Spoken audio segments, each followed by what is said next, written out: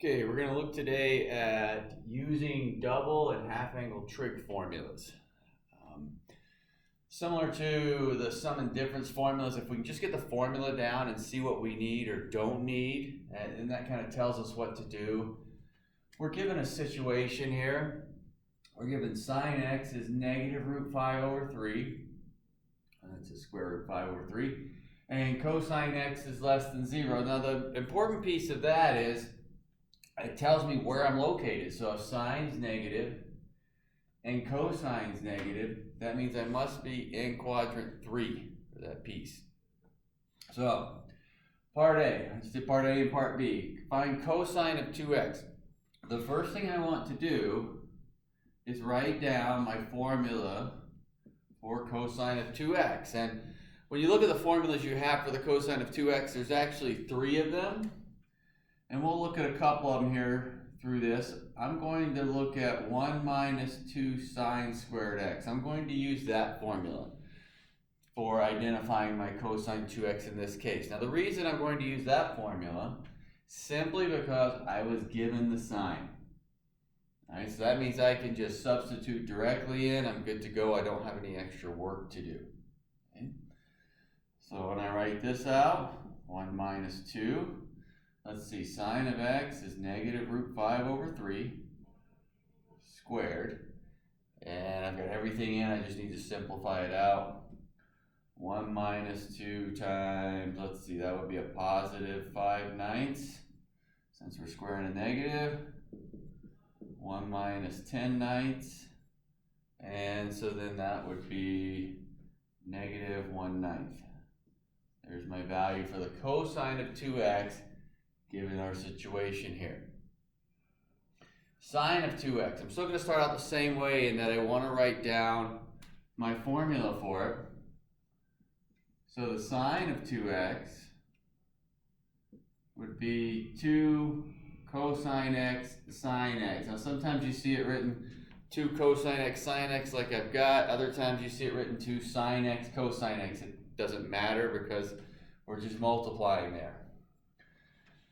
When I look at this, 2, I'm good. I don't know the cosine. I do know the sines, that negative root 5 over 3 I was given. What this is telling me now is, in order to find the cosine, now I really need this situation, right? Because I'm going to have to go back to what I've done in the past and draw the triangle. I mentioned to start with, we are sitting in quadrant 3. Right, since sine's negative and cosine's negative, so it's very important that when I go draw the triangle, I'm now drawing it in quadrant 3. There's my x value. Let's see, negative root 5 for the y, 3 for the hypotenuse, and then I can go through, solve for my missing sides. Let's see, square them, 9 minus 5 is 4, that leaves you 2. And it would be a negative 2 again because we're sitting in that third quadrant. Okay? So I've got to make sure I get my signs correctly. That gives me negative 2/3 for the cosine. Now everything's in. So we're seeing something similar. Sometimes when I write formulas out, I have what I already need. I'm good to go. Other times I write it out and I'll see something I need and I'm given information to go get it. As far as simplifying here, let's see, that would be 9ths, and that would be 4 root 5 up top. That piece. Okay, second one over there. Again, I'm asked for the cosine of 2x. This time I'm given the cotangent, and I'm also given a secant value being negative. Still, I'm going to submit the first thing we want to do every time is write out our formula. We need to know what it is we're working with here.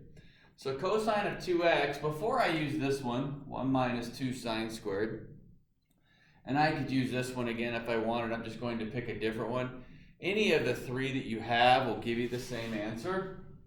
So I'm just going to use the one that's the cosine squared x minus sine squared x. No particular reason, just trying to use something different than we'd already used. Back in this problem, it was beneficial, to use this one because I was given sine. Okay? Here, I'm not given sine or cosine, so it's not going to get any easier no matter which one I use. It's going to be the same amount of work. Which means since I need both of these guys, I'm forced back into our similar situation. I'm going to need to draw this triangle so I can label it, get my values, then I can substitute in. So first thing, we talked about this over and over. Number one rule in trig, know where you are. Cotangent's negative, which also means tangent's negative. That would be quadrants 2 and 4. Secant's negative, which means cosine's negative. So that would be 2 and 3, meaning that we are sitting in quadrant 2. My triangle. Cotangent is negative 2. So remember, cotangent is x over y. We've talked before, if you struggle with cotangents, if you flip that to tangent, it would be a negative 1/2, since it's y over x. But you have a negative 2 here and a 1. A lot of times we think, well, wait a minute, how do I know the negative goes here? Because we're in quadrant 2, so x is negative, y is positive. That's still going to give me a negative 2 value. Pythagorean theorem will give me square root of 5 up there. Now I have everything I need to substitute. I've got my formula out. I need the cosine and the sine values. I can pull that from the triangle. So my cosine value, negative 2 over root 5 squared. My sine value, 1 over root 5 squared. Now I've still got to do the simplifying, but that's got the values substituted in and ready to go. Square them out. 4 over 5 minus 1 over 5. So 3/5 will be that value. Let me change this and we're going to look at some of the half angle ones here.